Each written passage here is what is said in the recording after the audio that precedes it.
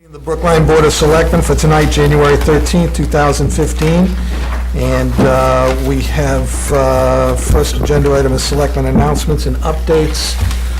Anybody have anything? I'll mention that the Complete Streets Committee had its organizational meeting last night. It seems to be a great group. Scott Englander was elected the co-chair, so he's going to be helping me a lot, and I'm looking forward to working with that group, and hopefully some good stuff will come out of it. Great. Selectman Daley. Yeah, well, I wanted to just let all of you know that you may remember we had a senior health fair a year in May. We're going to, not this past May, but the one before. And we've begun planning for another one that will be held this May 14th. It was, the last one was very well attended, and I think this one will be great too. I mean, we had a big crowd, like sort of 300 people come, and various parts of it. And I've lined up Polly Selko's husband, Dennis, who's a world-renowned expert on Alzheimer's, is going to be one of our featured speakers. Great. And I'll have more to come on that, but everyone should put it in their calendar. Great. Selectman Franco, anything? You don't feel like you have to. No, I've got nothing tonight. All right, good. I should mention that Selectman DeWitt is suffering from flu-like symptoms and will not be with us tonight. We wish her a speedy recovery.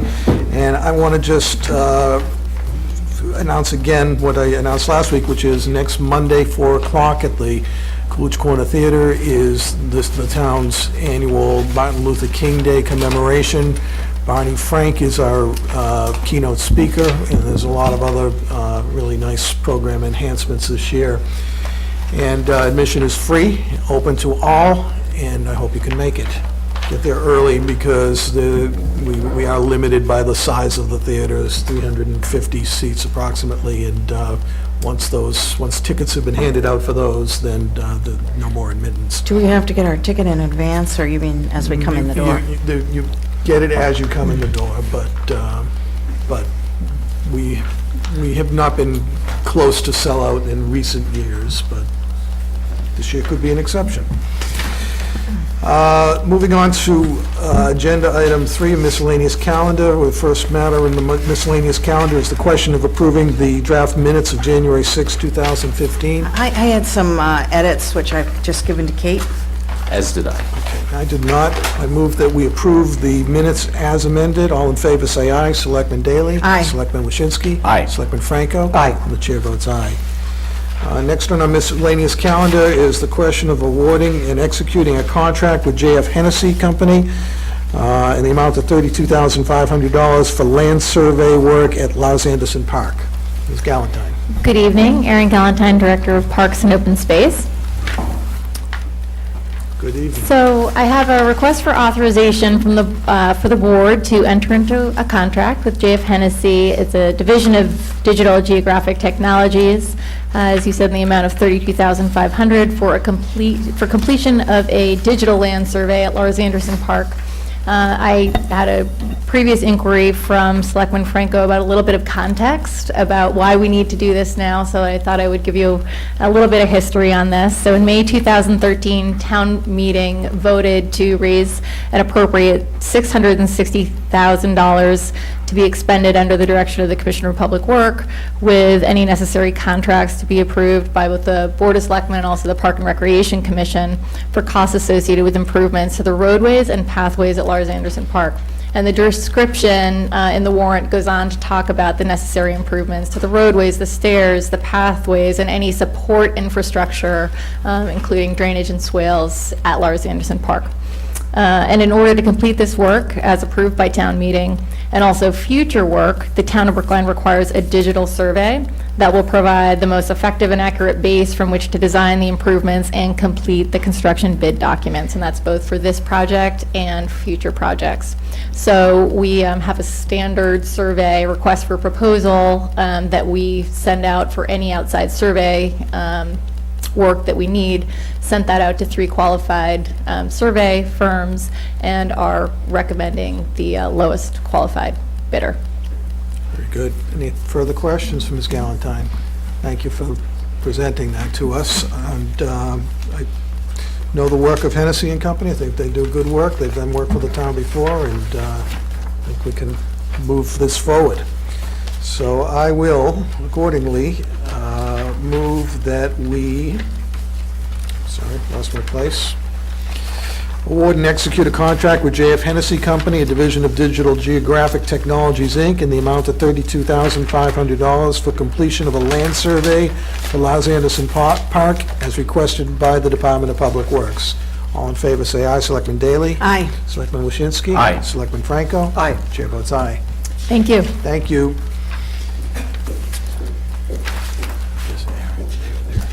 Yeah. Okay. What do you think, go on to Bobby? Yeah.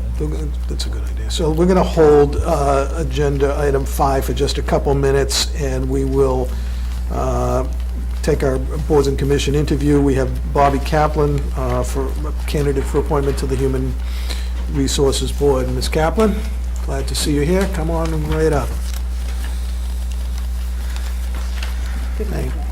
Thank you. Would you please tell us about why you are seeking reappointment?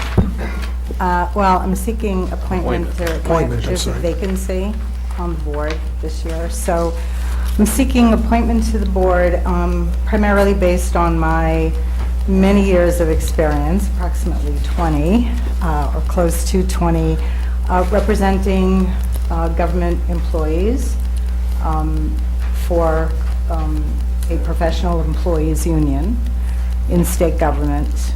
I am a state employee at the comptroller's office, and I've spent many years negotiating contracts, dealing with labor disputes, labor management disputes. I'm on a number of labor management committees at different state agencies, and so I've been doing this a long time, and sort of felt that I'd be able to provide my expertise and advice, and I've established relationships with management. I believe that pretty much everything can be mediated, negotiated, so I would like an opportunity to do that for the town of Brookline as well. Good, thank you. Selectman Daley? I want to say Bobby served on my OPEB committee a Yes. few years ago and was a very valuable member, and I can testify that she is good at working out the compromises and things. She was a great member of the committee, so Thank you very much. I appreciate that. Any other questions? I have none either, and you seem very highly qualified for this position, and we have a vacancy, so we're not going to make the appointment tonight, but we'll be considering it very soon. Great. Thank you very much. Thank you. We'll go back now to agenda item number 5, question of authorizing the filling of a vacancy of building custodian in the Recreation Department. Ms. Paradis. Hi, thank you. Lisa Paradis, Recreation Director. I'm here to seek authorization to hire a MN2 position, it's a building custodian position, and the prior incumbent was Felix Pena, who has been stolen by the library, sadly. He's wonderful, and we wish them, we're very happy for them, but we need to fill that position in the rec department, so.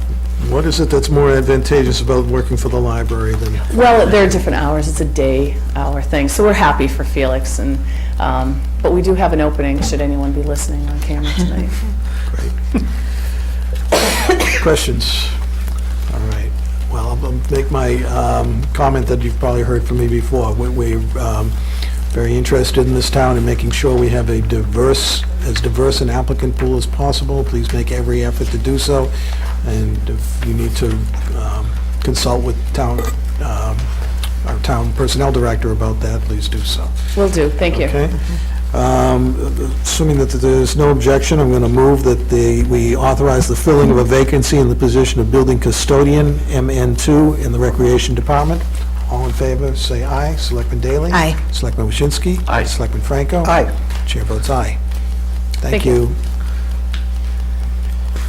Next, we're running a little early, but it's not a hearing, so we can take it early. Question of renewing and executing a pilot agreement with Boston University for a 5-year term. Mr. Cirillo.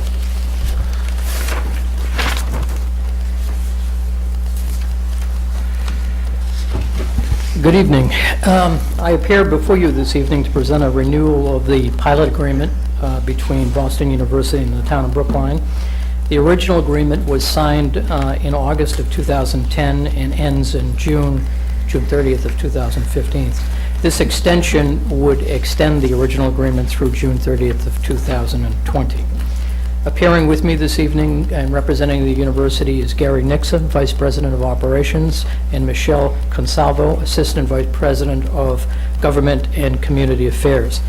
Now, this agreement is the most significant of all the existing pilot agreements, not only due to its size, but because it's been the model for all of the pilot agreements that have been signed since 2010. In 2010, the drafters of the original agreement sought to create a document that would be a blueprint for all of the other agreements of this nature. The document created a new standard for how municipalities would value tax-exempt property of nonprofits, how to deal with future land acquisitions from the nonprofits, and also how to deal with the future requests for additional services from either party. The document before you this evening has no changes from the original language, and that reflects the satisfaction that both parties have with the original language. So I recommend the approval of this agreement to the Board of Selectmen, and I turn the discussion over to Gary Nixon, who will comment on behalf of the university. Thank you, Steve. Selectman, thank you for inviting me here tonight. I just want to echo what Steve had said. This agreement took almost 3 years to originally develop. It has performed really well. It's given both the university and we hope the town the ability to plan and to predict what changes in real estate development will do. As you know, Boston University has over 1.3 million square feet and 38 buildings at Brookline. About 60% are taxable. So the combined value of the tax and the pilot is a little over $2 million a year. So it's obviously very significant to us, but more importantly, it really has made our ability to work collaboratively together with the town that much easier. And so we're very happy with the way it has worked. We think a 5-year extension gives us, again, more predictable time period, and if things were to change and develop, whether in the town's revenue or the university's plans, it gives us time to react to it. So we're very happy to extend the agreement, and I'm happy to answer any questions you might have. Thank you. Thank you. Selectman Daley. Yeah, I just want to say I'm delighted that we're extending this, and I have been on this board for over 9 years now, and I think when I started, there was a little bit of tension sometimes between the town and our largest taxpayer, and I'm happy to say that I don't feel that that's the case anymore, not just because of the pilot, but also a lot of cooperation on the party noise issue and other issues. So I feel like we have a much smoother relationship, which benefits both of us, I I think we should thank you. Ms. Consalvo for that, too. Just because you happen to be meeting at the same time at the Boston annual report tonight, so we've had to divide and conquer. Meredith Mooney is here with me from our Government Relations Office. Thank you. But I agree, it has taken a lot of what had been sort of an annual or transaction by transaction tension out of the relationship. It's been really good development. I have a question for Mr. Cirillo. So the payment is calculated as 25% of the estimated tax? Yes, it's 25% of the estimated, or what would have been taxable if it were taxed. Right. The values are based upon the average square foot of land and building of BU's taxable properties. Right. And has that 25% also become the model for other pilot agreements in the town? And what about outside of the town in similar communities? It's the model for all of the pilot agreements within the town, other than a special carve-out area for small, localized nonprofits such as the Music School or the Transportation Museum. The standard out there in other communities is, it's an interesting difference. Boston has a 25% agreement. Cambridge has an agreement with MIT and Harvard, but it's not based on values, it's based on dollar amounts. And then throughout the Commonwealth, you find different measurement sticks, but Boston and Brookline and a number of communities in the inner circle are now going to the 25% standard. Good. Thank you. The questions from Mr. Cirillo? I want to voice my appreciation, my thanks to Mr. Cirillo for his hard work to negotiate this, and my thanks to Boston University for stepping up to the plate, really a model for our institutional nonprofits here in town. And hopefully, we can continue this practice of coming to pilot agreements that benefit both universities and other nonprofits and the community itself. So, thanks. With that, I'll say that we're expecting to have 2 new pilots on before the end of the fiscal year, but we may lose 1 small pilot by the end of the fiscal year. So it's still growing. We'll be about 18 nonprofits will have pilot agreements by the end of the fiscal year. Thank you, Steve. Anything further? Good. I'll echo my thank you to both the BU and to Mr. Cirillo. I move that we renew and execute a pilot agreement with Boston University for a 5-year term from July 1st, 2015 to June 30th, 2020. All in favor, say aye. Selectman Daley? Aye. Selectman Waschinsky? Aye. Selectman Franco? Aye. The chair votes aye. Moving on, we're ready for our presentation of our audit report. This is agenda item number 8, and I know we have the representatives of Powers and Sullivan here to present the 2014 audit report. Or is Mr. Cirillo, Selectman Daley, I'm sorry. Selectman Daley is the chair of the audit committee, and please, the floor is yours. Well, first I want to thank my fellow members of the audit committee, Greg Grobstein, Jim Littleton, and Peter Flaherty, who are all CPAs. Ben Chang from the school committee, I'm not sure what his background is, but he seems very knowledgeable about financial matters, and Lee Selwyn, who from the advisory committee, who's an economist. Steve Cirillo and Michael DePietro, our finance director and comptroller, who serve us well also, and Peter Rowe from the school department, who also joins us. So thanks to everyone who participated. You had got copies of the basic financial statements, and the truly astonishing thing this year is that there were no reconciliations at all, which is very, very unusual.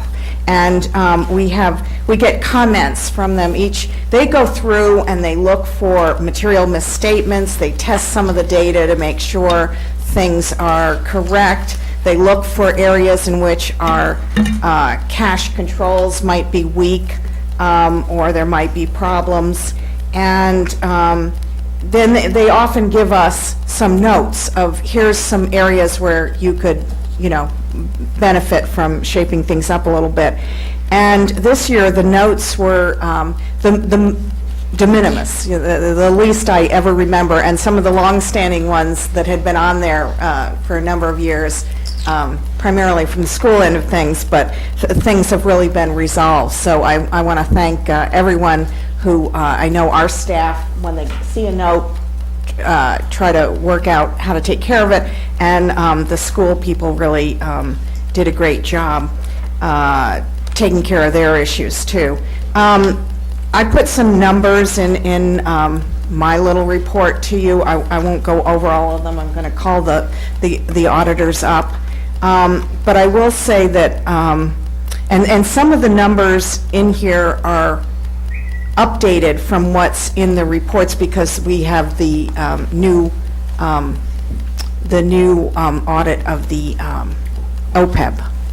So basically, though, the OPEB, I think I will let Steve say a little bit about where we are there.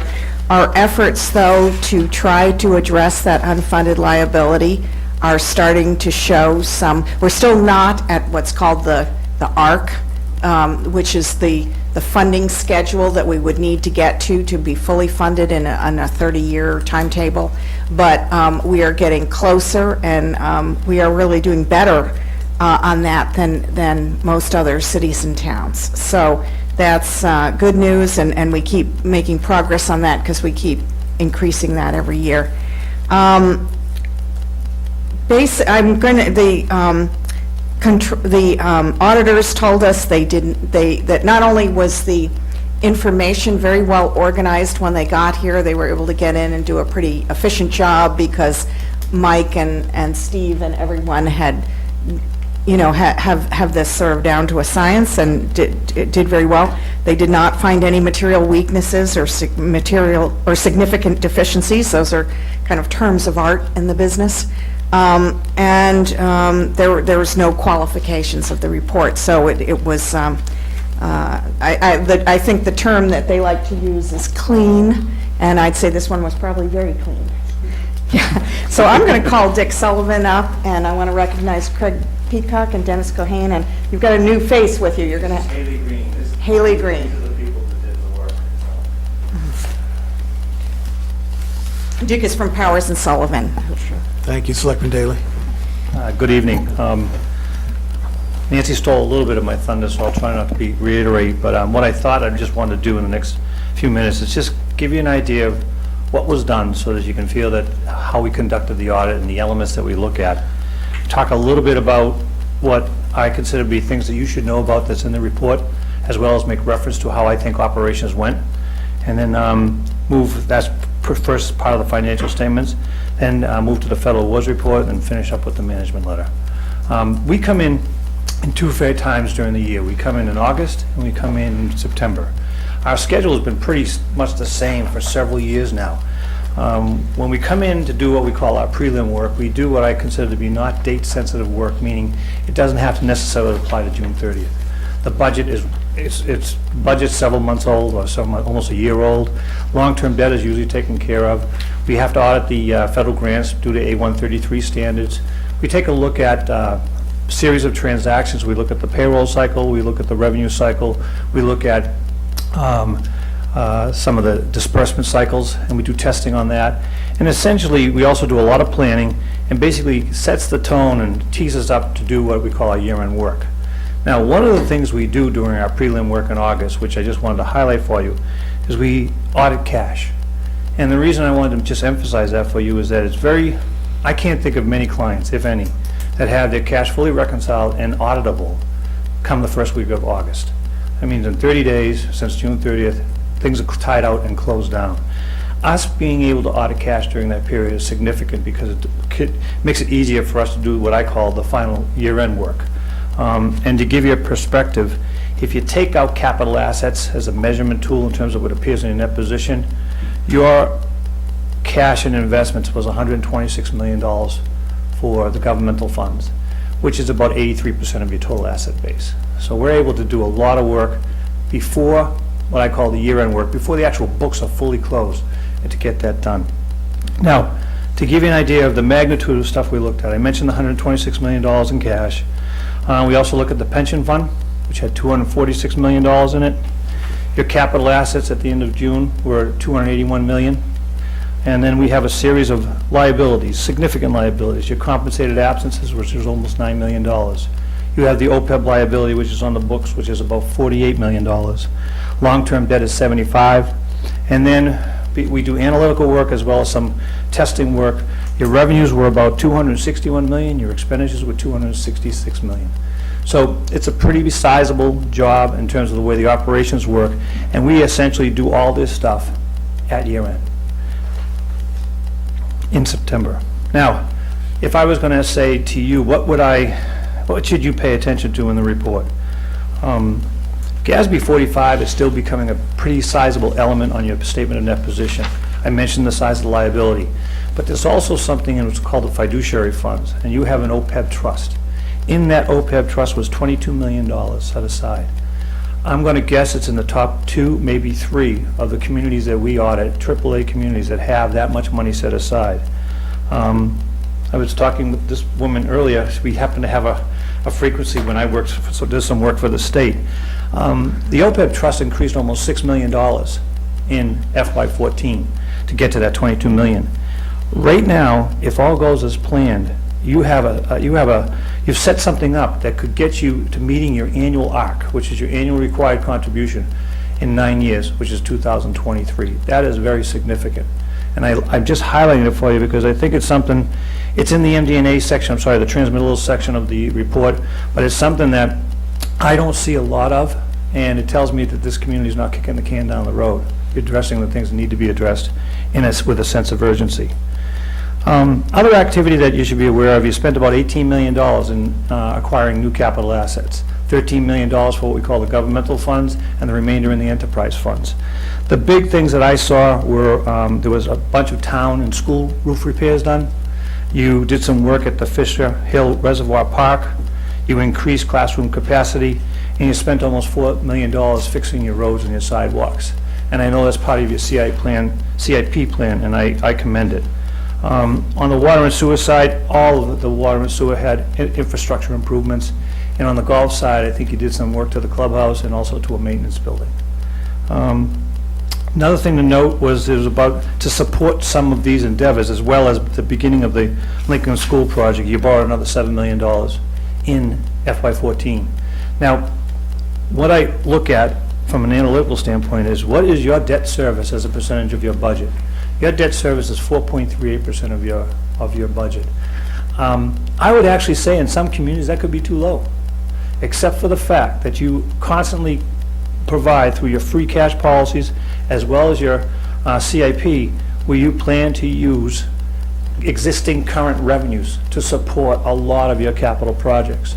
So when you take that, combine that with a 4.38% average debt service ratio, which has been pretty consistent over the last 4 years, I consider that to be exemplary. I think that's extremely well. And the other thing I noted too, and this has been the same, you pretty much collect 99% of your levy in the year the levy occurs, which makes your receivables very low. I don't have communities, I see communities in 2 or 3%, and 2 or 3% on a significant commitment can mean a lot of money that's not flowing to free cash. So those are things that I think you should be aware of as part of the work. On a budgetary basis, when you think about P&L, you did a lot better than you thought you were going to do. You actually essentially broke even. You had a $280,000 loss on the budgetary basis. This is significant because you had anticipated using well over $7 million worth of free cash to balance the FY14 budget. Two things could contribute to that. You had $3.6 million of extra receipts that you didn't expect to get, that you didn't budget for.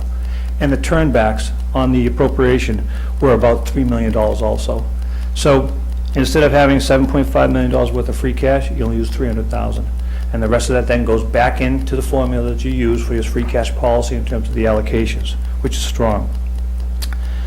As a result, unassigned fund balance, which used to be called unreserved fund balance, is basically the money that's available, is $23.9 million, or a little over 12% of your total budget. This type of thing is one of the reasons why you still have a AAA rating. Because not only do you have a good ratio at year end, but there's a constant replenishment of it. If you tend to use it, you tend to replenish it. When you pull out, embedded in that unassigned fund balance is $6.1 million of your STAB fund. Even when you pull that out, you're looking at 8.3% of unreserved fund balance. By pretty much any standard I'm aware of, those are good, solid numbers in terms of presenting your reserves, who Moody's and or S&P look at to determine how you are running your community here. And what I'm seeing here is it being run very well. On the enterprise funds, the water and sewer had a $1.5 million profit, and the golf had a $96,000 profit. Very comparable to the prior years. The only difference is that if you looked at water and sewer, you received about a $5 million grant in FY13, which kind of spiked the revenues. It was for a capital project. But when you look at these, and then I look at the statement of cash flows, your rates are designed to cover the cost plus debt service, and they are in fact doing that. And then we get down to the OPEB and pensions. These are two different columns in the fiduciary funds. The retirement system increased almost $24 million and is pretty much a result of better investment performance. Your expenditures were about the same, your contributions were up a little bit, but the investment performance was reason for the increase. And then we've already talked about the OPEB increasing almost $6 million. Couple other things that are noteworthy as I move on here. You mentioned it earlier. We had great cooperation from the team here, both the treasurer's office and the finance folks. They make our jobs a lot easier by the fact that we ask questions and they have a sense of urgency to give us the answer. The other thing that you should be aware of is we're responsible as part of our approach to the audit. There's something called professional skepticism, which means they know we're going to audit cash. They know we're going to audit receivables and fixed assets and the payables. But you've got to do something a little bit different every year, and we tend to, may not be significant, but you ask a different question that maybe hadn't been asked in the prior year. And what I can share with you is the responses to those were also adequate, timely, and accurate from the standpoint of what we were looking for and when we got it. If I could make one recommendation before I kind of wrap this part of it up, is if you're going to read any of this report, read the first 11 pages. It is a well-written transmittal letter, probably the best I've ever seen. We do something called a CAFR for 16 of our communities, which is called a Comprehensive Annual Financial Report. Your report is very close to being CAFR quality. It's just there's some schedules in the back that would have to be added. But I consider that transmittal letter that's put out as well-written and comprehensive, and it tells the reader what's going on in the town of Brookline. It also tells the reader of what you're doing and how your approach is to the problems that you foresee. This isn't a letter that purely tells about all the good things. It basically is a letter that's recognizing the things that you see are important, and you're telling your taxpayers and your citizens what you're going to do about it.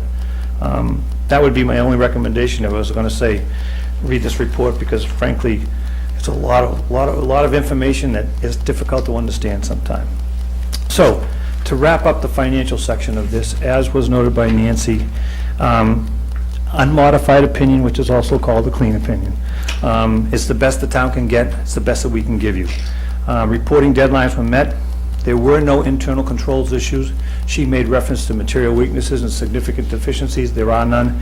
And another important thing is, sometimes in the course of an audit, we come across a number that is incorrect and has to be changed, not only for the report, but we recommend it be changed in your ledgers. There were no such recommendations made. So that means the information that was being given to you and that you were making decisions on throughout the year, in my opinion, was accurate and gave you a picture of what was going on at that time. That kind of wraps up the piece related to, the only other one thing I wanted to say, and you mentioned it too, is the schedule was, obviously, we get drafts out by the end of September. We met with the audit committee in, I think it was November 5th. You made reference to those folks. I can tell you those are always fruitful endeavors. There's something always better that comes out of that because of the experience of the people there and actually the effort that goes into it. So I want to thank you for that too. But that wraps up the piece on the financial statements. On the federal awards, there's another report you received. There's 3 opinions in there. One relates to the internal control over financial reporting. That was good. One relates to the internal control over the administration of federal grants and major grants. That was good. And there's another opinion on that reports on the presentation of the expenditures of federal awards, which in this case was $5.4 million.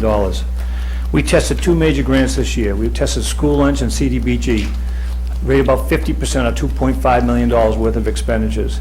There were no question cost in any of our testing, which means the expenditures were done well, they were approved correctly, they were reported correctly, and based on the guidance provided to us in terms of the way these grants are supposed to be administrated, they were in fact handled correctly.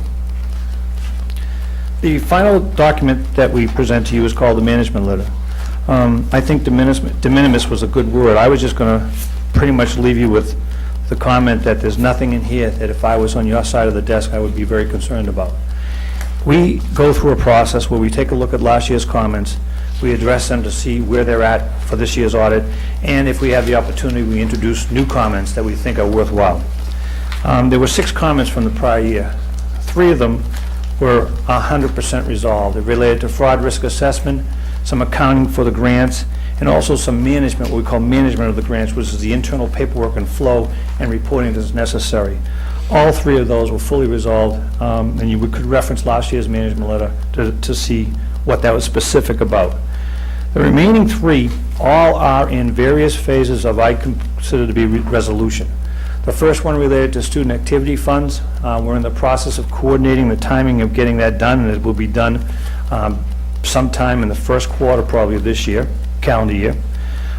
We had made a recommendation in terms of standardization of how our revolving funds are accounted for and reported. There's been new procedures put in place, personnel at the school have been added to it, and my understanding is this will also be resolved by FY15. And then we made a recommendation as it relates to accrued sick and vacation time, and I'm aware of basically three things that are happening. One is a new system has been put in place for non-union employees. I know that there's negotiations going on with the union employees to try to get the same system. And also, there's a new policy that you have for new hires, where the actual vacation policy has been consolidated, or let's say just not eliminated, but brought more in line so that it can be easier managed. Those are the three that remain from last year, and I guess what I'm sharing with you is I think that they're going to be fully resolved by the end of 15. The three new comments, actually two of them I would call informational. The first one was just related to what I call housekeeping in the general ledger. Sometimes the general ledger over time can accumulate a series of accounts that are either old debt accounts, if you want to call them, residual balances have been hanging around. Our recommendation here is just cull through it and just clean it up. Not really an internal control issue, but it's something that makes it easier from when you start doing all your reconciliations if you have a limited number of accounts that you have to investigate and or consider as part of that reconciliation.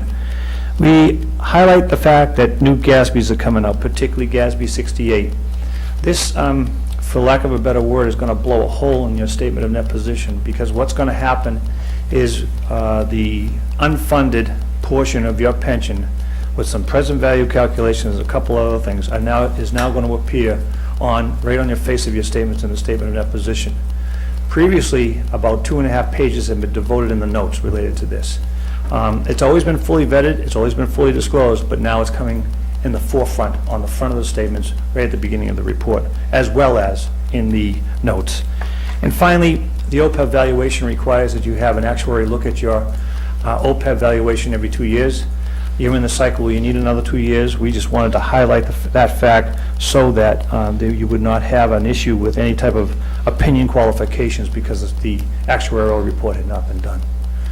So I think the word I would have used was nothing to worry about. I think the word Nancy used was de minimis, but I think, again, if I'm on your side of the table, I'd be pretty satisfied with the way my management team is making the finances go here, because there's nothing here that you shouldn't really be concerned with. Great, thank you. Thank you to Mr. Sullivan and your team for the hard work. I also wanted to say I took note of the transmittal letter too, read it, and I think we have Mr. DePietro and Mr. Cirillo and Mr. Kleckner to thank for that, and Sean. It's an incredible guide to the finances of this town, and I wish I had remembered about it when I was preparing the budget speech for town meeting last May. Basically, take it word for word.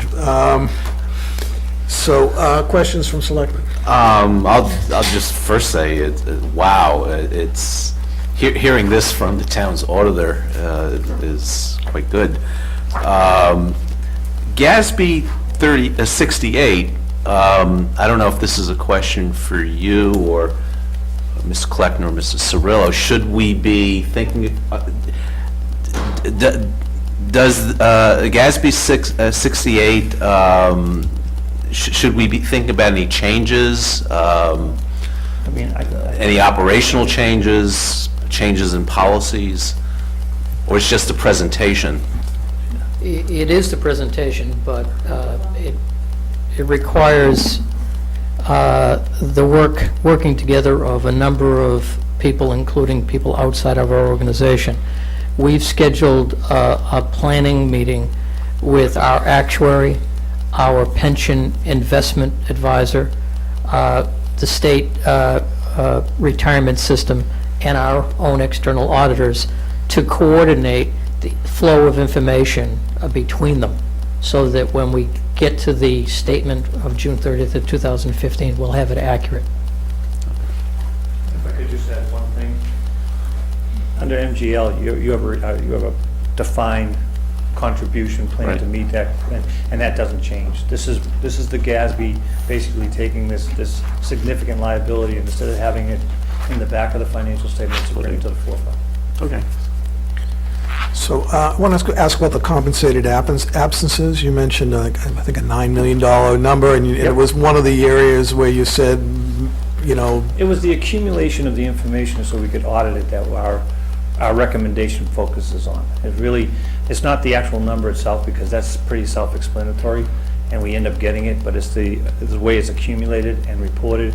We just think there's if there's a better way to do it, and that was our recommendation.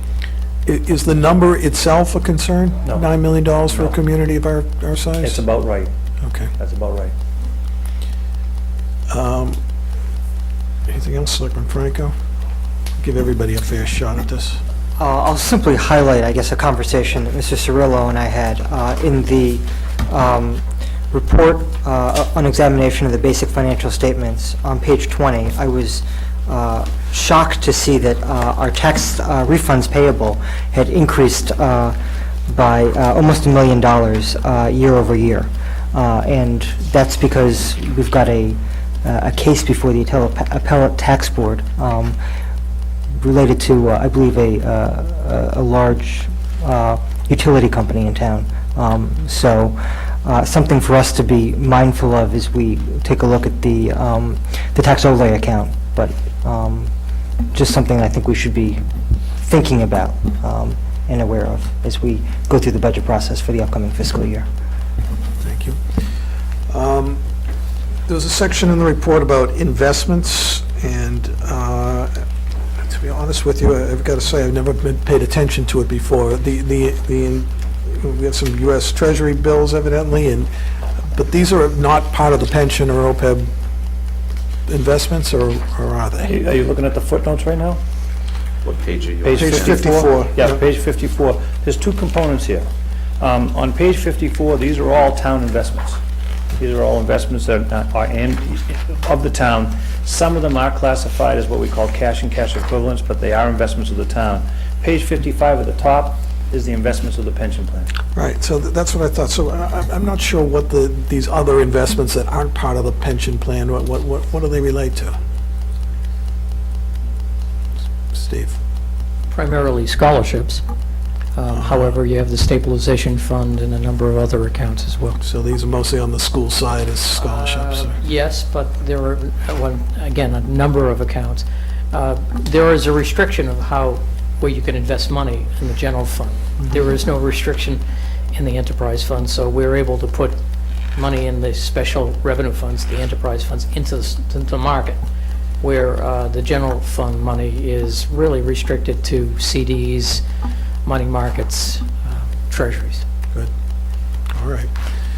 I also want to ask about meeting the ARC for our, is it both the pension and the OPEB that you think we're in reach of, or one You or are the? meeting your annual ARC for pension every year, because it's under Mass General Law that you have to. Okay, The OPEB is what I was referring to, that in 2023, based on the plan that you guys have in place, if it proves fruitful for the time period, you'll be able to meet your ARC.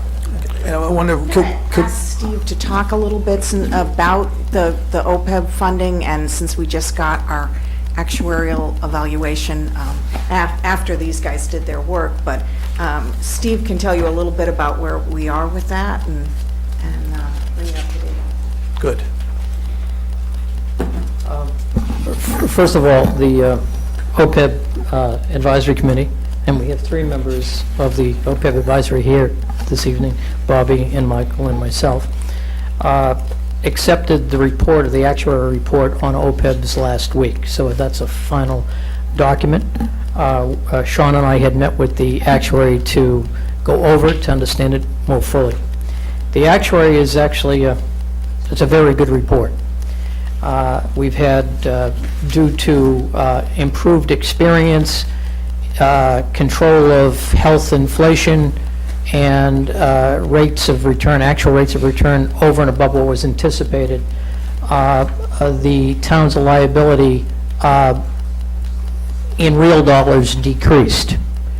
We took the profit, if you will, and reduced the estimated rate of return for future years. So the rate of return estimate for OPEBs now is starting as of July 1st, 2014 through June 30th, 2016 at least, is 7.5% rather than the 7.75%. The unfunded liability is approximately $198 million. It was scheduled to go up by about $22 million, just because until you reach the arc, it will always go up. It only went up $8 million, that's what I meant by real dollar amounts. We were able to cut off approximately $15 or $16 million of that liability just because of rates of return and better data. The ARC is, we're scheduled to reach the ARC. The ARC is what we appropriate annually in our health insurance, plus the additional money we set aside in OPEBs. The appropriate amount, if we phase up to it, we should reach it in 2023. However, and the actuary pointed this out to us, if it is the policy of the community to continue to ramp up the OPEBs even after you get to the ARC, in other words, probably go above the ARC. In fact, we will technically reach the ARC somewhere around 2018, 2019, which is extraordinary, because there is, I don't know of another community in the United States, frankly, that has hit the ARC. And this was a lot of work by the OPEB committee, the OPEB study committee, and it's bearing fruit. We're doing quite well in this, and you should be very proud of it. You know, it's been a good year on Wall Street, and I wonder if our success this year is maybe because it was a particularly good year at Wall Street, or Well, because... yes, of course. But it was a good year on Wall Street last year as well. We have an actuary every 2 years. The actual rate of return over the last 2 years has been about 14% per year, and we're estimating in 7.75. All of those revenues rolled into saving that money. Now, obviously, we don't know what the future market will bear. However, by lowering the estimated rate of return, you're basically taking some of the volatility out of the future market. You anticipated the gist of my question, which is I don't want us to depend too heavily on the rates that we've seen in the last 2 years. We don't either. However, the entire structure of funding pensions and OPEBs is to assume a rate of return to get you to the final number. In order for us to reach our OPEB number or our pension number, we still have to have an average rate of return of somewhere in the vicinity of 7.5 to 7.6%. It is at least a conversation between the OPEB committee and the pension committee to, over periods of time, if the rates of return are better than we expected, to take the savings and lower the estimated rate of return in the future lower, so that we do exactly what you say, we protect ourselves in a down market. Good, thank you. Anything further? Selectman Daley, you have a conclusion for us? I just want to say that I should have mentioned that the audit committee voted unanimously on November 5th to accept the audit reports, and we recommend that this board do so as well. Thank you. Selectman Daley, I want to thank you and the audit committee for all the hard work that goes into digesting this complex and, from my point of view, somewhat eye-glazing material. Oh, come on. This is the exciting stuff. I'm going to move that this board accept, and I think that's all we need to do, is accept the audit committee's recommendation and accept the 2014 audit report as prepared by Powers and Sullivan. All in favor, say aye. Selectman Daley? Aye. Selectman Waschinsky? Aye. Selectman Franco? Aye. Chair votes aye. Thank you. Thank you.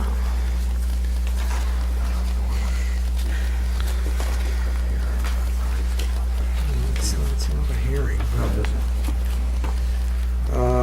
Well, the schedule for 7:45 for our override study committee report discussion. It's not a public hearing.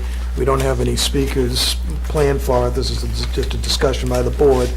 But in case anyone was waiting, I would to get suggest closer we, to it, why don't we just skip to, 10 and 11, and we'll come right back to it. We're still going to be a bit before 7:45, but we'll be closer. So, budget objectives? Ms. Good Goff? evening. So in front of you, you have a draft of the FY16 budget objectives for the Board of Selectmen.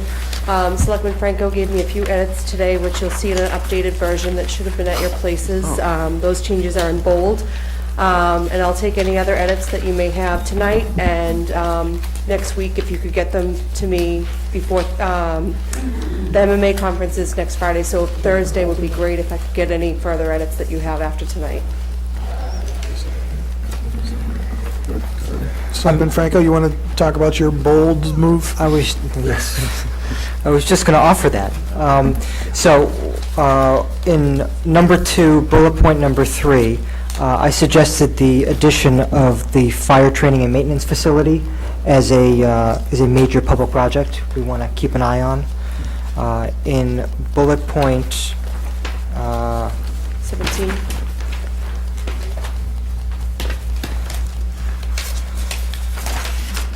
17, thank you. I suggested the addition of complete streets to streetscaping opportunities we're mindful of. Boy, I should have been the one coming up with that one. And then in bullet point number 24, I added negotiation of a host agreement with the proposed marijuana dispensary. Excellent thinking. And actually, I was thinking of something along those lines with adding the word a revenue-generating host agreement. Same concept, different words. But if that's the intent of what you're suggesting, it's fine. Yep, great work.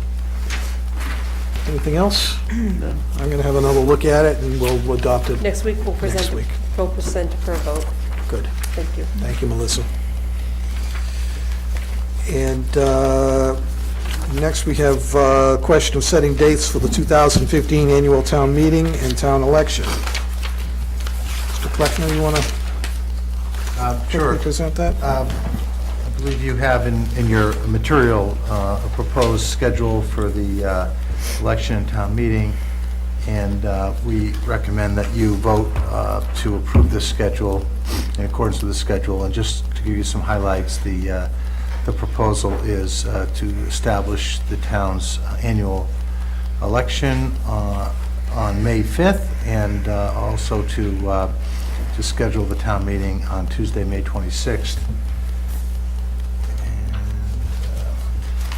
there are a number of dates that are embedded in that schedule that are incorporated within your vote. In other words, to open and close the warrant and so on.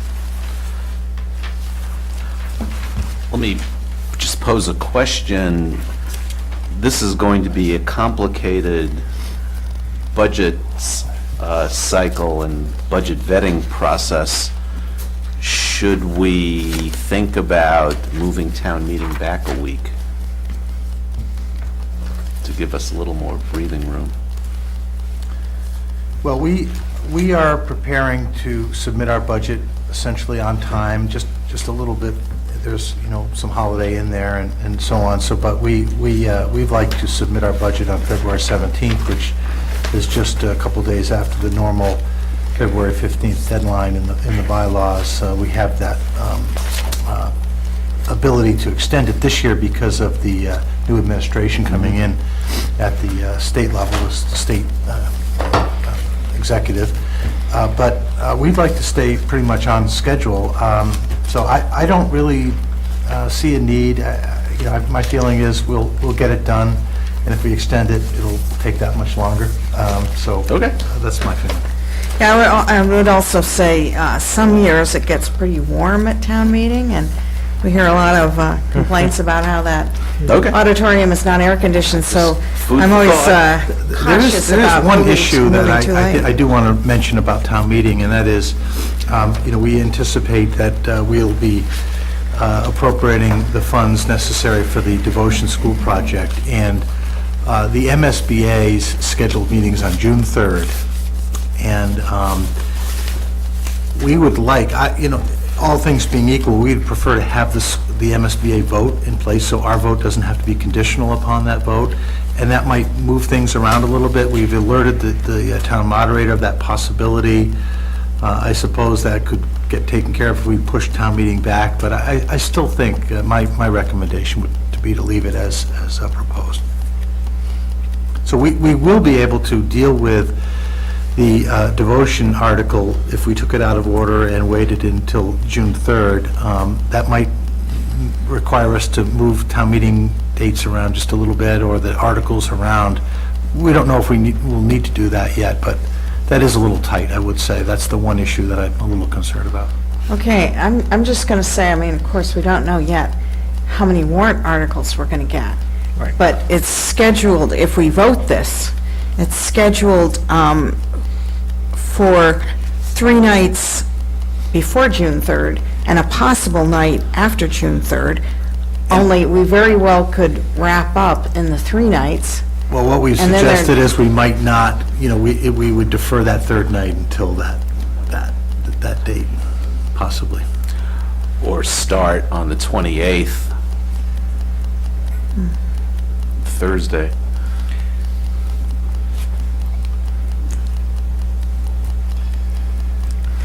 I don't know. It's not absolutely necessary that we wait till the MSBA vote. I just think it's a little cleaner. Okay. Our vote can be conditional upon MSBA approval. So, for example, if we were meeting on the last evening on June 2nd, or even if we took that article up on earlier, the vote would have to be conditional upon MSBA approval. And that happens. It's just cleaner if we don't have to do that. And then what happens if we're turned down? Then the vote does not go forward. It's not effective. And then, Okay, I'm listening to this, feeling like maybe we should adjust the schedule now. Sean, do you recall, was there town moderator, do you know how he would, do you know if there was any concerns about extending the beginning of commencement of town meeting? The beginning? Yeah. Which would With the schedule we presented him, he said he was okay if we had town meeting on a third night on Wednesday of the second week of it, which is the third, right? Oh, okay, so instead of Tuesday, we'd do That- Wednesday, Yep. the very day that the vote had taken place. Are Well, should we- there, That's assuming you're going to a third night, period. I mean, if you wrap up in... Yeah, although I yeah, cannot with the remember. budget, I can't remember the, We can all hope, right? Now, I understand at the June meeting, the MSBA votes a new funding threshold per square foot. They may, I don't know if they are And going to, but. Could that change the number materially or the nature of the vote materially to invoke the moderator's 24-hour rule, where a motion, a substantive change to a motion needs to be presented in advance? No, I don't think so. No, because if the effective reimbursement rate gets higher because of that, in terms of the vote at town meeting, it doesn't matter because town meeting's authorizing the, as of now, $118+ million bond authorization. It's not voting just our share of it. Gotcha. We expect that on June 2nd, the MSBA hopefully would actually approve a funding agreement. Isn't that right, Yeah, Sean? yeah, we should have, we would have the project scope and budget agreement prior to town meeting, and then after all that, then the project funding agreement comes in place. But we should have the project scope and budget agreement well in advance of town meeting. So I guess having said all that, I think we can deal with it within this time frame, but we may have to defer a Tuesday until a Wednesday if necessary. We're still evaluating that. Okay, I'm just wondering if we shouldn't give people the heads up, so they're not, I mean, because people kind of expect this one to be 3 nights, and sometimes they're heading out of town before the 4th night. Yeah, and I also... So maybe you want to say Wednesday, June Yeah. 3rd, and... Yeah, what I would say is 26th, 28th, June 2nd, 3rd, and 4th. And that way we put people on notice that what's becoming a tradition in the spring, Tuesdays and Thursdays, we may have to deviate from that. So you're suggesting 22nd? 26th. 26th, 28th, which is what we have on our proposed calendar here, and then, June 2, June 3, June 4, so we just add in the 3rd as a possible night, is what Neil is suggesting. book Which I the think does- auditorium, just make, Yeah. clear the decks. Yeah. Right up front. Everyone can pencil in their calendar. yeah. I see what you're saying, just Yeah. to put people on notice, not so much because we're likely, Right, so Then it's like- raise the possibility of doing that Wednesday I right think up front. that's a great idea. People won't get baseball tickets or theater tickets or whatever for the night because they know it's a possibility that we Yeah. may be meeting. Right. I think it's a good suggestion. All right. Any other further Look for comments on something it? sometimes. Yeah. So I move that we establish the schedule for the 2015 annual town meeting and election as described in page 11.1 of our package, with the addition of June 3rd, Wednesday, as an additional possible town meeting date if necessary. All in favor, say aye. Selectman Daley? Aye. Selectman Waschinsky? Aye. Selectman Franco? Aye. Chair votes aye. And that brings, I guess we have further question on agenda item number 12. We need to appoint a chairman of the Diversity, Inclusion, and Human Relations Commission. Selectman Franco has volunteered for that task. No, I don't believe not a he'd be the chair. chairman. It's an, He'd be I'm a... sorry. It's an ex officio. I'm sorry. Ex officio I'm sorry. member. Excuse me, please. They I'm gonna usually say it appoint their again. own chairman. I'm going to say it again, then. The question of selecting Selectman Franco as the ex officio member of the Diversity, Inclusion, and Human Relations Commission. So, thank you, Selectman Franco, for volunteering for this. You're welcome. And does anybody have anything to add? I or- just have one other thing. I don't think when we appointed the members, I don't know if we said anything about this, but the police usually send an ex officio member. It happens to be Phil Harrington now, but I think we ought to just add to this and a designate of the police chief as an ex officio member also. Is that in the bylaw? Yeah, that's my question. Yes, I believe it is in the bylaw. Okay. Can we be sure of that Okay. before we do it? And I don't mind bringing it back next week if that's Okay. in the bylaw. I'll just note that the first meeting of this, this commission is Wednesday evening, 6 PM at the Health Department.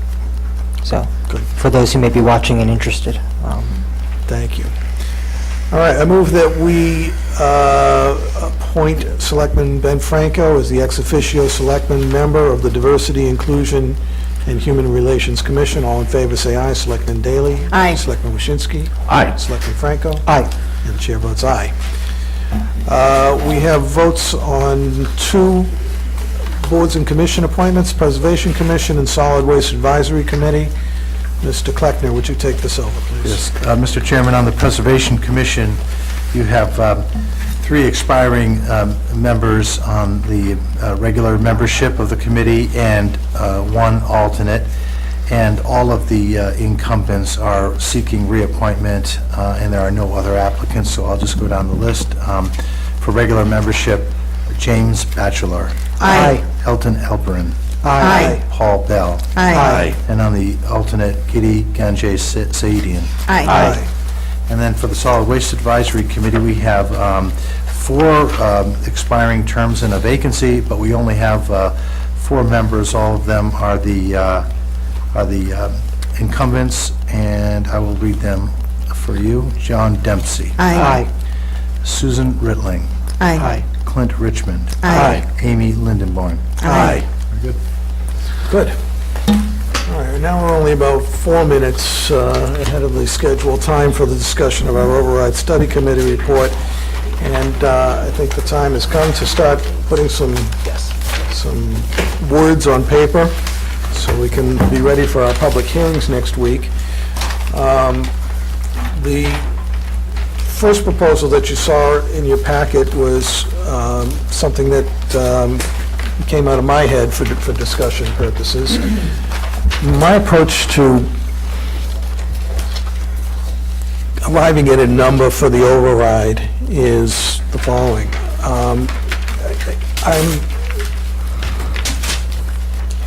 I don't have any major issue with the ask that the school department, that the school administration, and the school committee has made on this question. I don't think that the number of FYEs that they've presented for expansion of school department programs that we saw at our last meeting, I don't have any reason to challenge most of those FYEs there. And therefore, I go on the assumption that to award 90% of ask or 65% of ask is giving the schools less than they need. I do, however, have some questions about some of the assumptions that have been made. The school's ask is based on 2% per year collective bargaining, and I don't agree that 2% collective bargaining is necessarily what we need to expect or the standard that we need to set for collective bargaining. I know you guys have received, as I have, a letter from Cliff Brown, member of the advisory committee, who I think did a very good job of explaining why the compensation to our teachers and school administration and school staff it is very competitive and is not necessarily limited by the amount of the annual COLA increase, the what would be the 2%. The steps and lanes are much different from, if you're comparing school administration, school collective bargaining from other departments in town, and our compensation rate on group and health insurance is also much different from what we see in other communities. And I think that there is room to make a different set of assumptions than 2% per year. And what I've proposed is 2 years at 1.5% and 1 year at 2%. Now, you should bear in mind that the school department has budgeted only 1% for the current fiscal year. They don't have a contract yet. So read it in that context. I also have, while I don't have challenges to make to the FYEs that the Superintendent Lupini has laid out for teachers, support staff, guidance counselors, et cetera. You all saw the color-coded list last week. I do look at the central administration line item where they're asking for 4 new, I will add, high-priced personnel in school administration, and currently we don't know what roles those 4 would fill. So I would like to see us with more Indians and less chiefs, and I would propose 2 as the correct number, at least in the interim, for central administration staff. A couple of other small quibbles that I think you saw outlined in the materials, but basically, what that does is bring the ask down to $8.9 million, and I think that's the place where I'd like to see it start. Now, I know Selectman Mashinsky has offered some other information, and bear in mind that you know, what we're doing tonight is laying out some questions that are going to be presented for discussion purposes, for reaction during the upcoming public hearings, which are scheduled for next Tuesday morning and a week from Thursday night. So, you know, I think it's advantageous for us to lay out a range of possibilities and seek as much public input as possible on that range of possibilities. So that's my thought, at least on the operating part of it, and Let's have Neil go next, because I worked on his version. Okay, so my version thought about the override study committee and the framework that they laid out. There were two groups, Group 1 and Group 2, who laid out perhaps different visions and different ways of allocating the money. I chose to side with Group 2. And then we asked the school department to take the Group 1 and 2 scenario, update some assumptions, and then tell us how they would allocate the money, and that resulted in the columnar chart that we saw last week or 2 weeks ago, whenever we saw it. So the 90%, the so-called 90% scenario in that chart laid out pretty much the Group 2 scenario with the updated assumptions. So, and coming to that conclusion, coming to how they allocated the FTEs, and that's the superintendent's recommendation to the school committee, and then I understand there's going to be some additional process there, but that went through some kind of internal vetting to come to these allocations, and we're in a situation where we can say, oh, we don't want to fund this line item, and we don't want to fund that line item, but we're not in a position to dictate that. So even if we remove money, you know, the school department is going to make a determination of whether they agree with the money how we remove the money. They may allocate it differently, and the 90% scenario is a scenario that came out of the school department. So I'm starting with that as the base, and then I looked at it, and I agree with you on the collective bargaining assumption. So I took your methodology on the collective bargaining assumption, and I reduced the line item for collective bargaining using the same method. And then there was a rental contingency in there, which has been moved to the CIP. Right.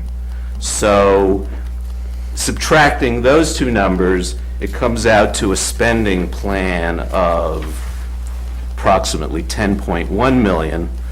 There's 2 million we're projecting in non-property taxes, municipal efficiencies, which leaves an operating override amount of 8.1 million.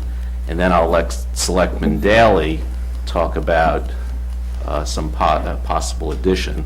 Okay. But that's how I came to the school override.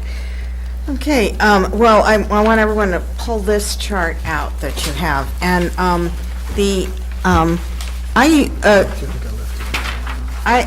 have no doubt that, you know, the schools could use 100% of the money, but I think we're sort of squeezing things on the town side. It's not unreasonable to ask them to squeeze a little bit on the school side, so I agreed with Neil about the 90% scenario. And I think we can tell the voters that, the schools didn't get everything they wanted.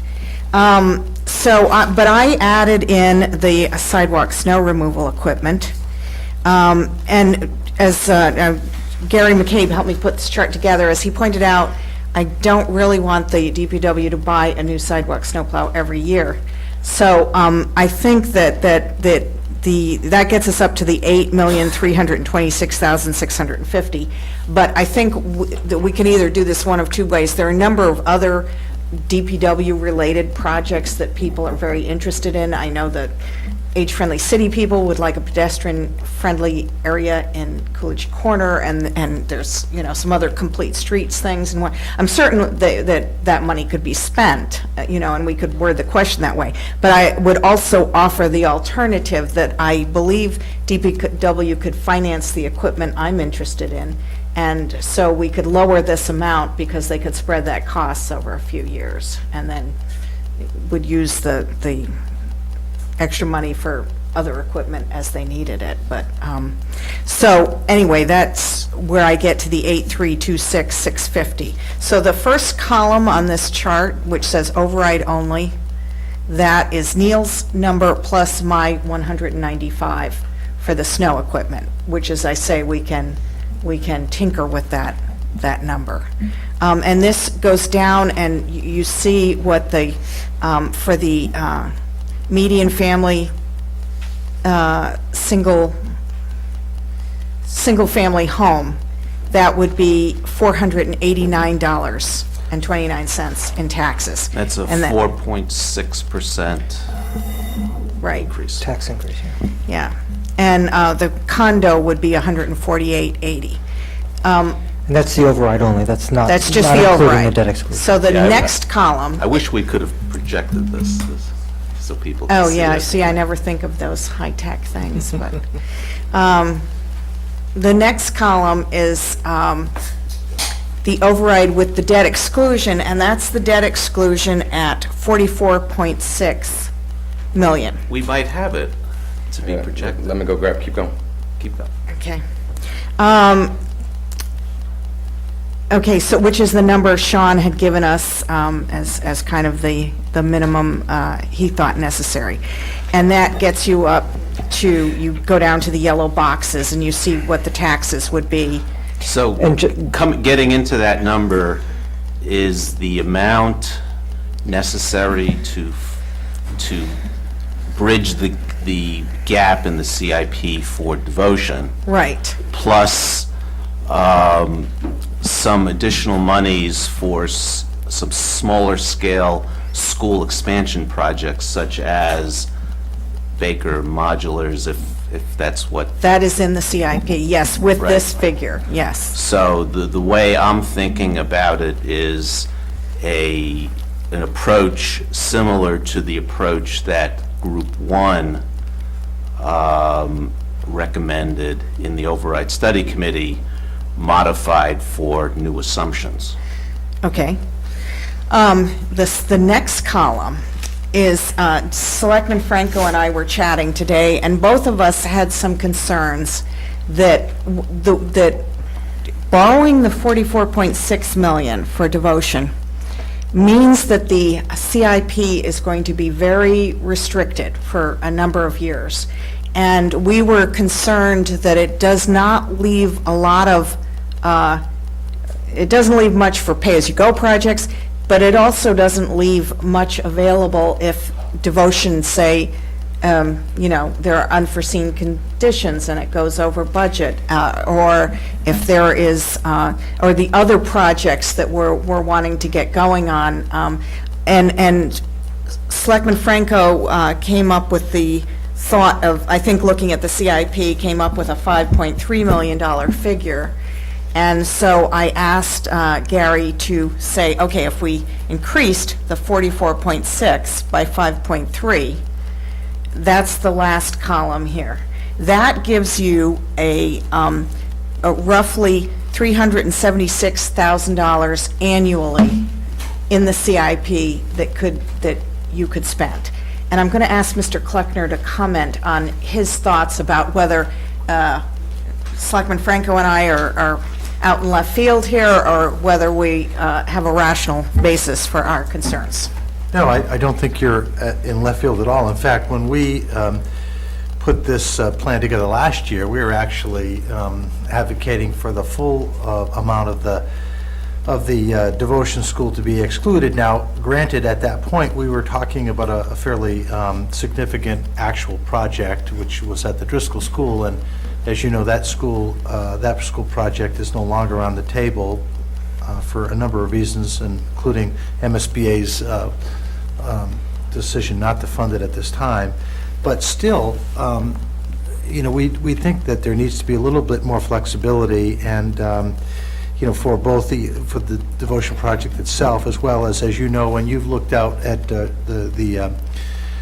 debt plan, or actually the CIP plan for the out years, when that devotion school is fully funded, there is a couple of years, and one in particular, where we're really out of the game in terms of providing any CIP-related capital projects, and I feel very uncomfortable about cutting it so close. So, I would support that. I think that's a reasonable amount myself.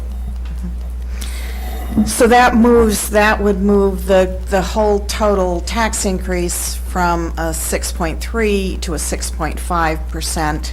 If you have the average single-family home, that puts your tax bill up at the additional from the general override plus the debt exclusion, an annual increase of $694.87. If you're in a condo, you get the bargain. It's $211.32. By the way, I want to add one item that I've been speaking to town administration about, which is just because we approve an override in a higher amount does not mean that we have to levy that full amount in the first year. And in fact, if you think back to Superintendent Lupini's presentation, not last week, but a couple weeks before that, there was a number which was more like $6.3 million would be their ask in the first year. And so we should bear in mind that, when you quote numbers of, potentially 6.5% tax bill increase, that might not all be seen in the first year, and in fact, I think is unlikely to be seen all in the first year. If I could just mention, I did have an opportunity to speak with representatives of the Department of Revenue and confirm that you are going to ask for that all in the first year, but what you're doing is you're increasing your tax levy limit, and you are not obligated to tax to that limit. And I think if the board chooses not to do that, I think you should make sure you convey that to the voters so that they understand, and essentially you take some credit for that decision. And that is my intention.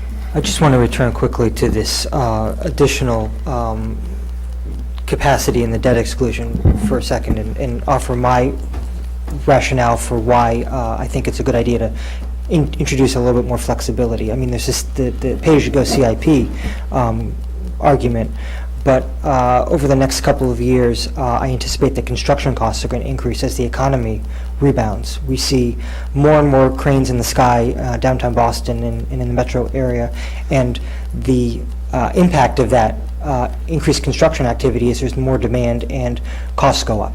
And I would hate for us to be in a situation several years down the road when we're prepared to bid out this project, of course assuming that it is approved by the voters in May, and be in a short-term pinch where we don't have enough funding to go out and make it happen. So I think it's prudent for us to add some additional funds just as a cushion in the override that presumably is going to be on the ballot in May. Of course, doesn't mean that we have to exercise that additional capacity, debt capacity, in the short term. We can leave it be.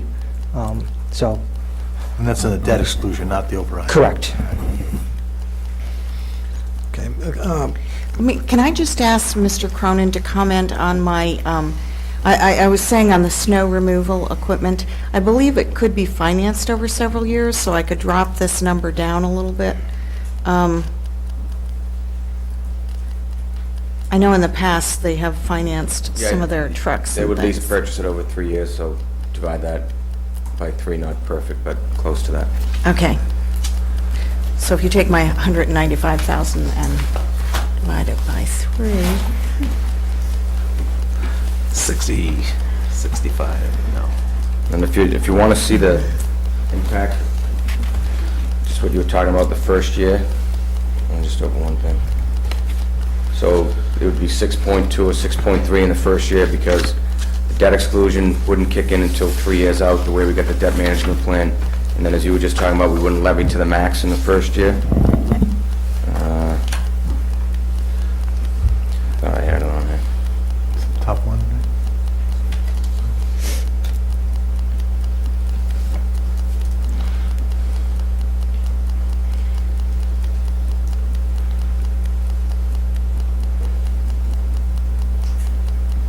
So that's what it would be.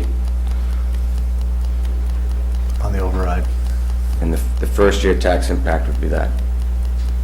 Because again, there's no debt exclusion until we actually need that capacity, meaning we'd be borrowing for devotion over 3 years. In the third year of it, the way we got it structured would actually be the debt exclusion piece.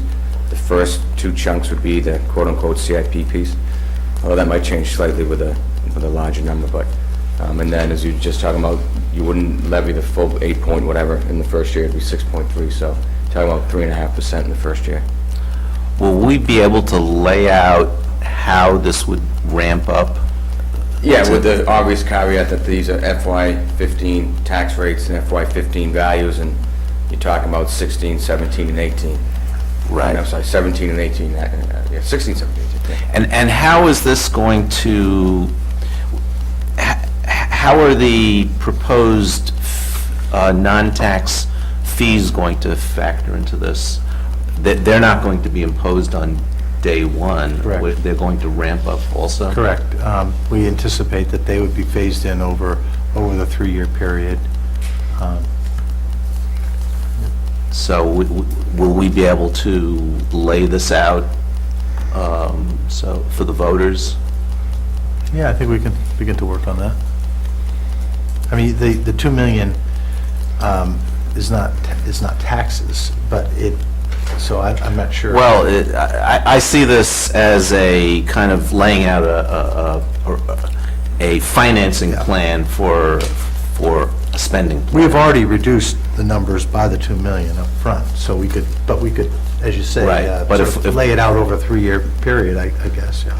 Right, so people will know that if they vote yes,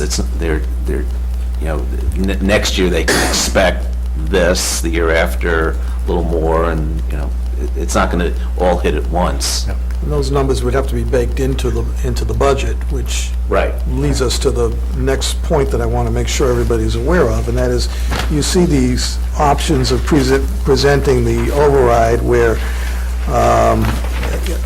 it's option 2 says budget assumes no override, so that would mean that, the budget would be prepared without an override, and then, which implies various cuts on the town side, and we then include in the override language a appropriation in the override to fund again those town-side municipal departments that would otherwise be cut. So that's something that we need to consider, again, not tonight, but as we present this for public comment, we need to present that as a Will we way. be in a position, by the time we're ready to set the ballot initiative, to say with certainty how much the town versus the schools are going to take as a hit? We've already identified 682,000. Okay. That's what's here. But the question is, how detailed could that be? As you will see in the question that we've, just the sample questions, it just talks about, I think, a phrase called municipal departments.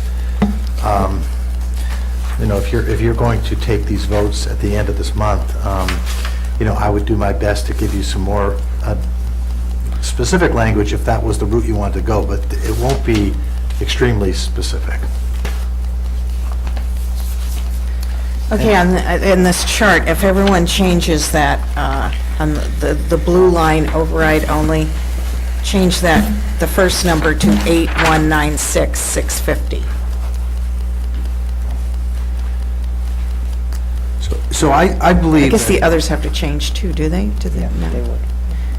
Because it's all inclusive. Okay, too much math for me right off the top of my head. but- Yeah, well, Well, I'll get Gary to redo this chart. yeah, you know, in preparation for our public hearings next week, we're going to have a little work to do to get this all incorporated, but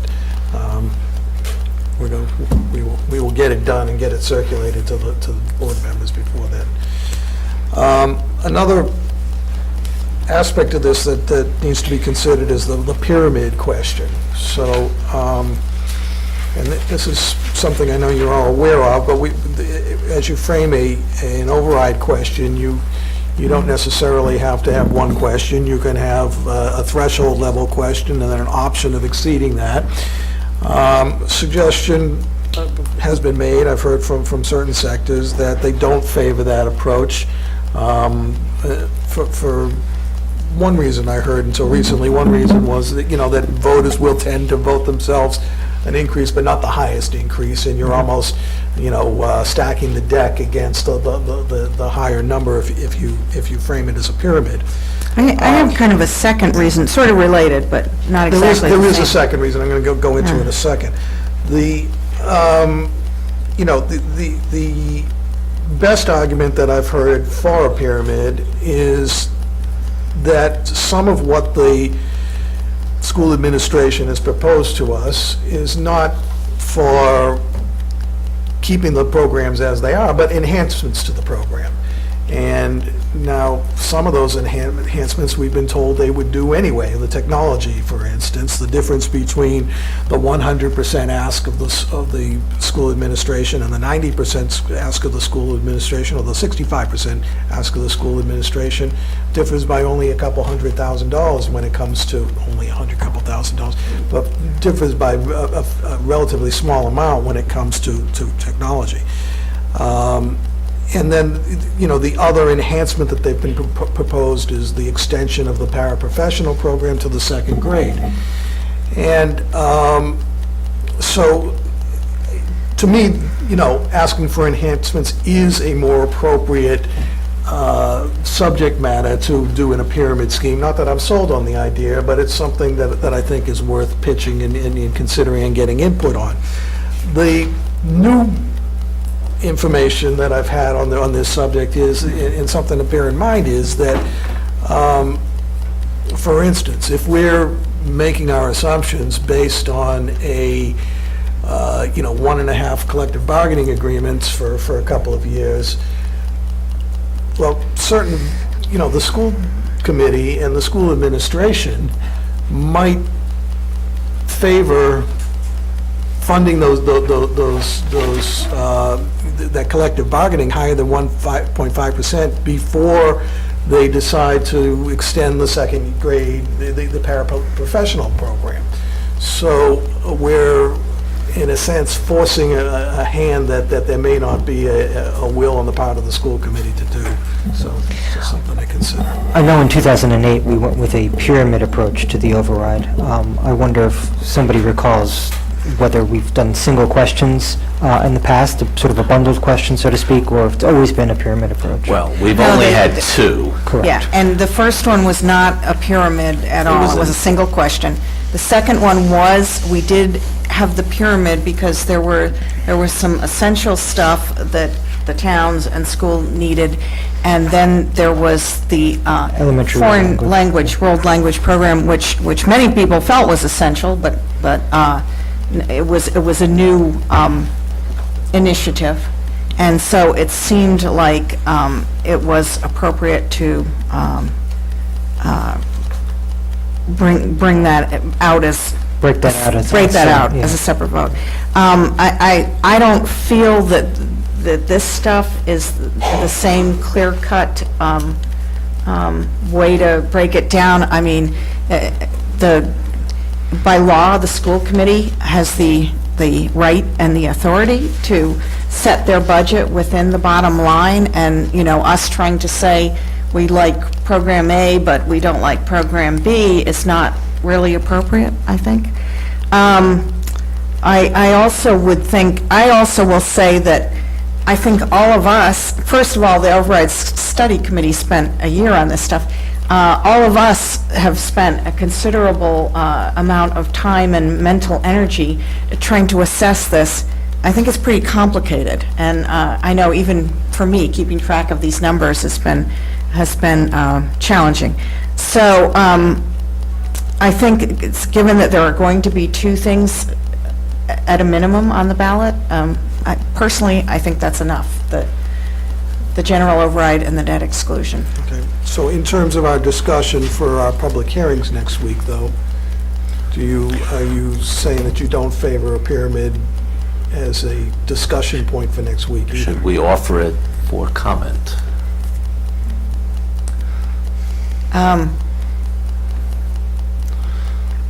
My feeling is we should, but We're having the public hearings. I think we should hear what the public has to say on all topics. yeah. Well, yeah, okay.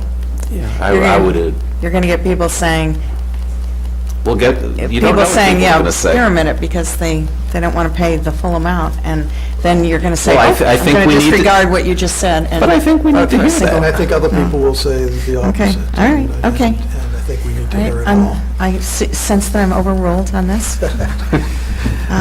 But I'll update my chart here. So I'm in favor of Neil's version with some additional money for... So basically, for every scenario we're going to put out for public comment, we should have Right. a chart like this. Right. So that people can gauge the impact on them. Right. So, and I'd like to include the number that I started with, too, the 8.9, although the point Neil made about the moving the facilities rentals to CIP, I don't think we did consider in formulating that number, so I think I'd like to try and revise that number down a little bit for that one. But what, you tell me, besides those two numbers, the 100% as modified approach that I started with. Well, let me- Or the 90% as modified but not severely approached. Should we put out for public comment the Group 1 approach? That's the question. I think that's the question where I was going to, the 65% scenario. And I would suggest that, given that there was significant support for that on the Override Study Committee. Okay, but I'm going to push back on that. I don't think there's any support for that on this board. So I don't think it's really fair to put something out there, comment on this, that we have no intention of voting for. And personally, I don't have any intention of voting for that. It was a non-starter for me when it said right in the report that we'd need another override within the next couple of years if we went with that number. Selectman Daley, I couldn't agree more. I agree. I think it doesn't give enough money for the schools to make a meaningful improvements to the programs that they've detailed, and I certainly wouldn't support it. Okay. Any other approaches that we want to take into consideration? Basic assumptions. All right. What about the, Nancy, your number on including something for the either snow removal or that area of municipal expenditure? Yeah, well, I'm willing to just do the 65,000 additional to Neil's number, which they can finance they can How would you actually... how would you characterize it for the ballot? I'll write something up, I have to think about that, but it would be DPW equipment. So I'm envisioning a kind of a tabulation that we're going to Trying to figure it, produce. trying to envision this too. Yeah. You know, clearly, I think we want to, so we have a number of things. First of all, we want to break down the amount and the tax impact of that amount, but also frame it in the various questions, right? So we should do another one of these for Ken's number, Yep. also with the override, the debt exclusion parts. Are there going to be two debt exclusion numbers, columns, or? I think there should be. Yeah, to make it You've- apples to apples. You've convinced me that there should be two approaches on it, so.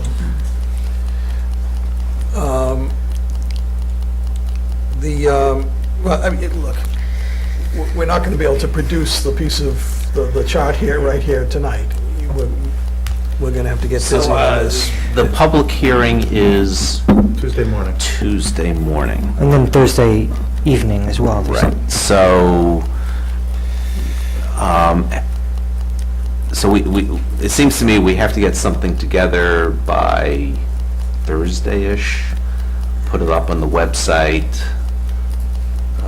have an email blast, it's on the website, so that people can see it and have some time to digest it and think about what they want to say and how they want to react. You know, if we wait till Monday... No, that's- I don't think we can wait till Monday. You know, I think we got a decent handle, just a question of having the time to put it together and making sure it's not too confusing. There are a lot of variables going on here, I will tell you. I find it there's a lot to digest here. But we'll try to do it as logically as we can. Well, do we want to try to eliminate any more options while we're doing that, to make it less confusing? Can I just ask one question? Sure.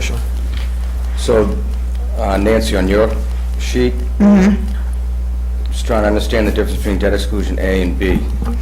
A is your A is the cost. 4.6 Yep. million. Plus another 3.1, right? No, that's B. B is an additional 5.3. All right, well, at the bottom it says 3.5. Where So I'm a are we? little bit confused. What is he talking about? Is that possibly the debt Oh. service on that?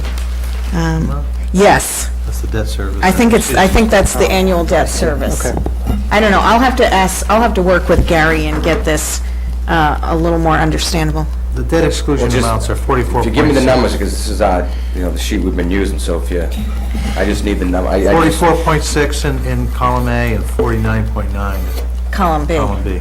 Yeah, I think the 3.1 and 3.5 are the debt service for those different amounts. I'm guessing. Okay. So, Selectman Daley, I wish I could convince you and the other board members to eliminate the additional override for the plow equipment as part of this. You know, I've had people... I think it is a confusing factor. I think we can do what we need to do and buy that equipment and do it in short order without confusing the override question with it.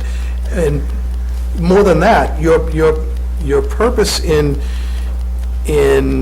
seeking that was so that there would be something for the town side. Well, But that's twofold. I that wanted the should be- sidewalks cleared better than they are. I understand that, but you also were interested in making sure that not everything was for the schools. But I think, as we've seen, there's $682,000 in town side cuts that have been proposed that the question inevitably will, well, I shouldn't say inevitably, but likely will have a substantial item on the town side. So I don't think we need that bit of publicity, but more importantly, I think we can do what we need to do on the sidewalks.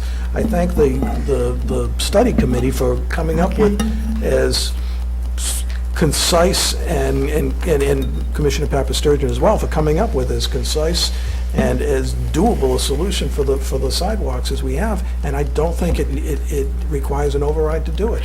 Okay, well, I've had people, seniors thanking me all week for trying to get them something in the override, but I will certainly mull over what you have to say. Well, I would suggest we put it out for public comment, and then we can figure it out. Okay. I'm okay with it. It's just, I'm bearing in mind what Mr. Kleckner said a moment ago, that this is going to be very confusing, and So, just to summarize, the scenarios that we're going to put out for public comment are the scenario that I proposed plus Selectman Daley's addition, Which I've got down to 65,000 okay? now. The scenario that Selectman Goldstein proposed. Yes. Correct. And then the which I'm going to two, revise as well. and the two override, And then are we, two debt before we exclusions, get to sorry. the debt exclusion, are we going to put out there A pyramid Pyramid versus a bundled versus- approach. one number? Well, two of us have said no to the pyramid, but so I guess it's up to the other two. Well, I've said that I wanted to hear the public comment on the pyramid. Yeah, I would Okay. agree with that. And then how are we going to put the pyramid out for public comment as proposed in Mr. Kleckner's sample, where there's a technology component plus, though the scenario that I proposed didn't have anything about second-grade paraprofessionals, since they weren't on the, Yeah, well, they're in the 100% S, they're not in the Well, let me, 90 or... just since I see Ms. Wolf Ditkoff in the back of the room, maybe she would like to comment on if we were to pyramid, how, if there's any rational way that she can see that we might do that?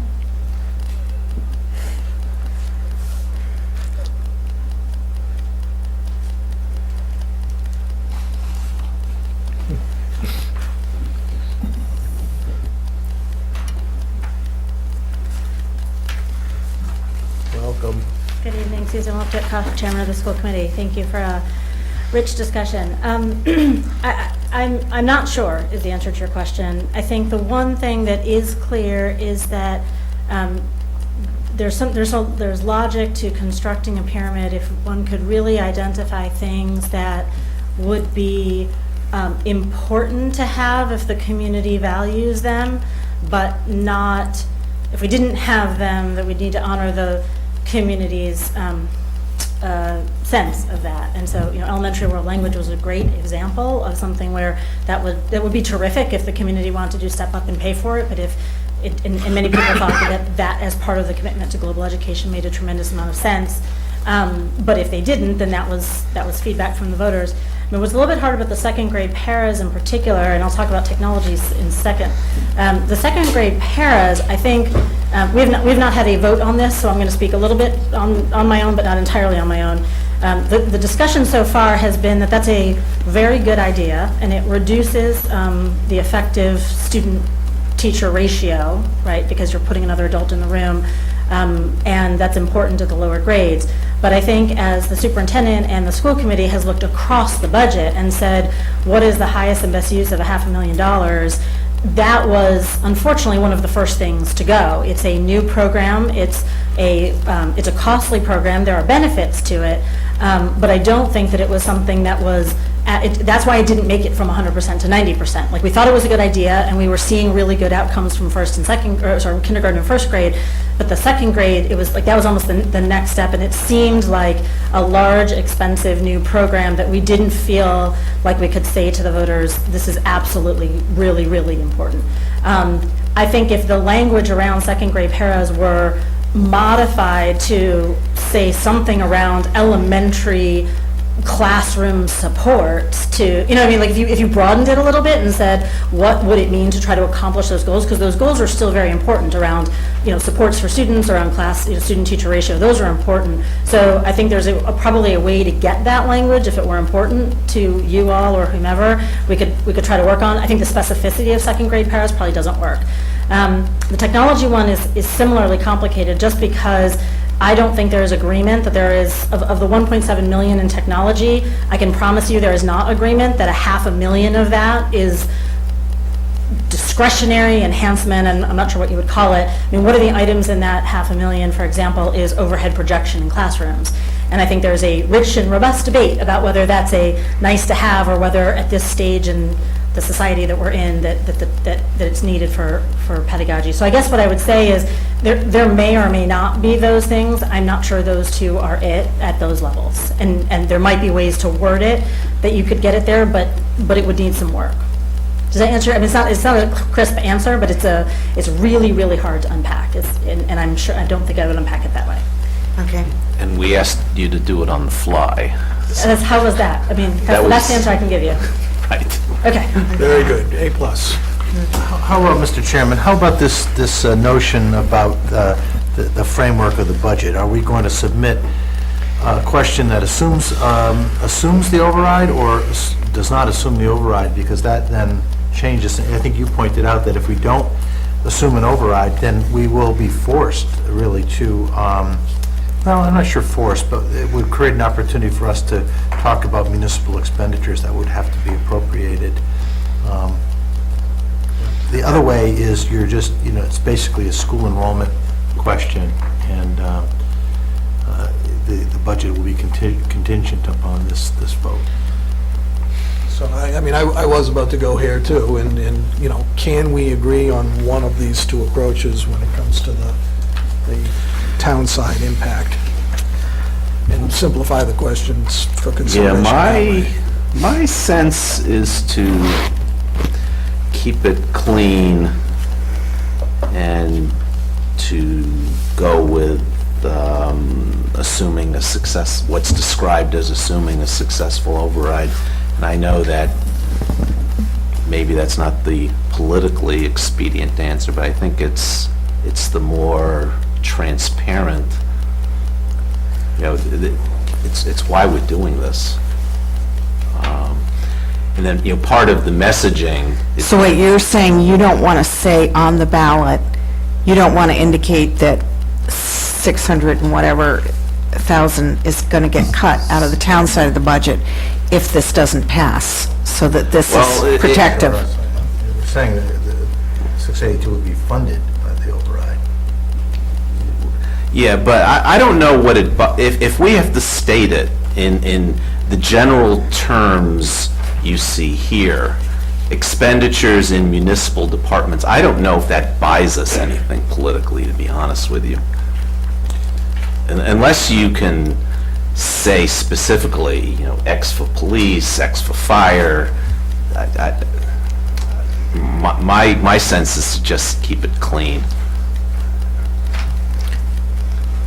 Well, we certainly haven't made all those specific Right. choices yet. Right. On the other hand, I think it is important that people know that there's going to be some cuts, some fairly painful cuts we can on the let- town side of the budget if this override doesn't pass. We can let them know whether or not it's in the wording on the ballot. What do you think? I can be convinced either way. I think it's important to go with the so-called option 2 in this memo, to detail the fact that there's $682,000 in, there will be $682,000 in cuts should the override not pass. It simply states the fact, and to your point about, well, it doesn't have to be in the question, but we can sort of inform people during the course of the spring. I think it's important to just codify it and put it there, and when people walk in, they're aware of what they're voting on and what the potential impacts are. So I'm going to agree with Selectman Daley and Selectman Franco on this too. That's where I'm headed, is assuming no override in the budget, and I think we can actually simplify our presentation for public I can, digestion that way. like I too. said, I'm convinced. Okay. Okay, I mean, I think I've got enough to go on now, and I think I've got enough to, and I think Mr. Kleckner and Mr. Cronin in particular have got enough to go on, but making this into something that's easily presentable is going to be another question. One last question. Go ahead, Mr. Cronin. So, Ken, in your, to get to your 8.75, that was the total minus a couple of things, and then minus $2 million of non-tax revenue, right? So that included the $750,000 for leases. Is Peter back there? No, I don't think, I thought yours was 8.95. it was Yeah, 8 well, no, that was the final number. Oh, yeah. So, but you started with the total expenditure package of 12 point whatever. 12.3. And then we backed out $750,000 for bargaining, the central admin, the high school admin, custodial, got down to whatever that totaled, and then subtracted $2 million for non-tax revenues, Right. right? But since you started with the total number, that included the lease payments. Right, so I mentioned this a moment Okay, ago. so you gotta back that out. We're gonna back of- that out okay. too, because Selectman missed that. Waschinsky's right Okay. on that one. I got it. But It's actually it- gonna get us pretty close to where. yeah, it's actually, I was just thinking that, you're not going to be that far off from us. But does the, you started, what was the number you started at? $12,300,000. 12.3, which is different than the 12.5 on this, on the sheet. So the 12.3 included monies for rentals? Yes. Okay.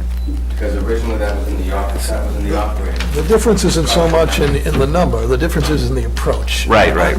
My philosophy on this is, I don't want to tell the voters that we're funding 90%. I want to tell the voters that we're giving the schools 100% of what they want, what they've asked for, except there's a few assumptions and non-teacher and direct student contact assumptions that we've challenged. Can I ask the superintendent a question? It looks on this chart like the rental contingency at the 100%, you have a dash there, so it's nothing. Is that right? Can I see that sheet?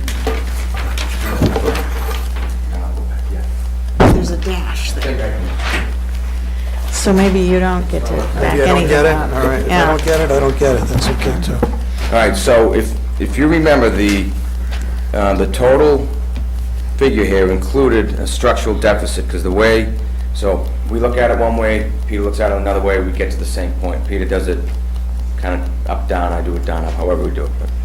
So if you look at the bottom of the spreadsheet, where it had regular revenue increase / 3-year projection, $9 million.